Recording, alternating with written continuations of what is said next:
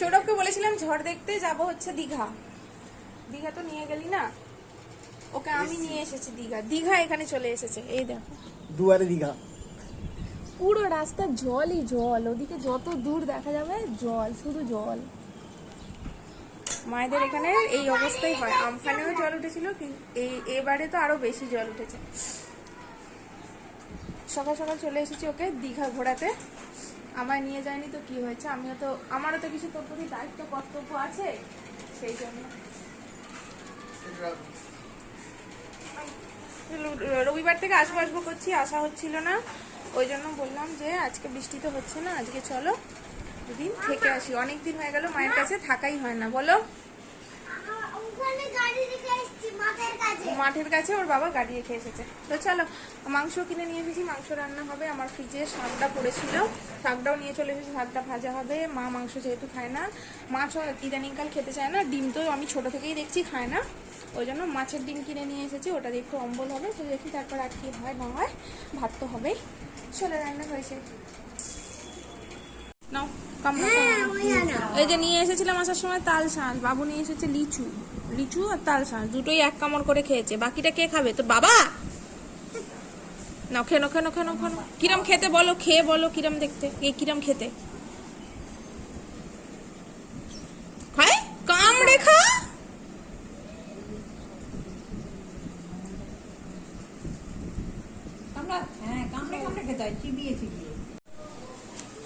তাল শাঁসটা খায়নি, ওই জন্য আমি খাচ্ছি।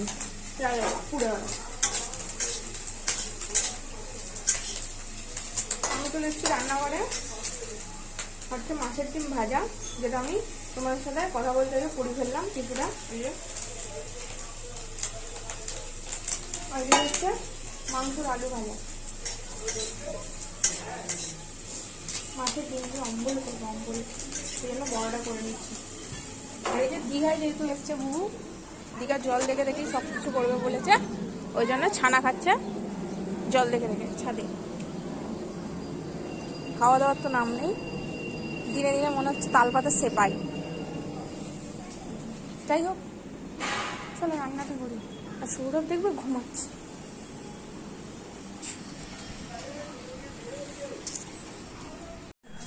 রান্না বান্না কমপ্লিট, মা ভাত রান্না করে ভাত নামাচ্ছে এখনো, আর আমার স্নান ধান হয়ে গেছে। এবার নিয়ে বসেছে হচ্ছে মাংস আর মুড়ি, এটা মাখবো। বুবু তো একটুখানি ছানা খেয়েছে, তার অর্ধেকের বেশি খায়নি, আর কিছু খাইনি, ওই জন্য দেখি মুড়ি মাখাবো, একটু খাইয়ে দিই। এখন বাজছে হচ্ছে পাক্কা 11টা, চলো খেয়ে নিই। এখন এই যে দাদু নাতি দিয়ে ঘরে বসে টিভি দেখছি। চলো, ঘুম পাড়াচ্ছিস? ভালো করে ঘুম পাড়া। কোথায় শুয়েছে রে দিদা, তোর কোলে নাকি? না বলছি দিদা তোর কোলে শুয়েছে, চশমা খুলে ঘুমাতে হয়, ওই ঘুমটা পাড়াতে হবে তো। গালে মুড়ি নিয়ে বসে আছে, এ বাবা। এই দেখো রাস্তায় জলই জল, দিদা গুলো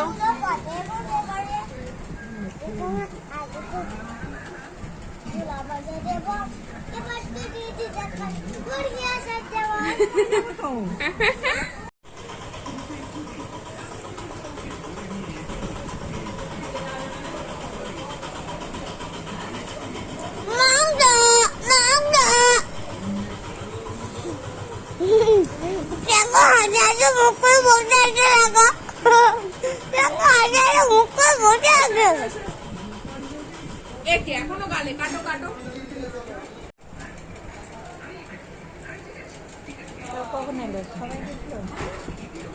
কখন এলো?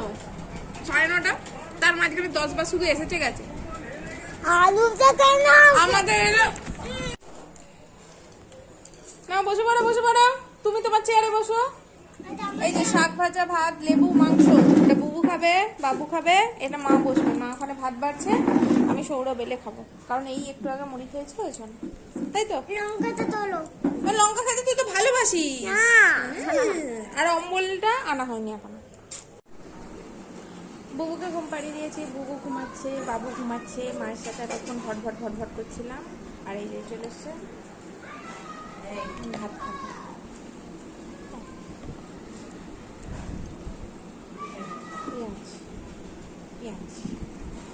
মাংসের ঝোলে লেবু আর কাঁচা পেঁয়াজ হচ্ছে মাস্ট, তাই তো?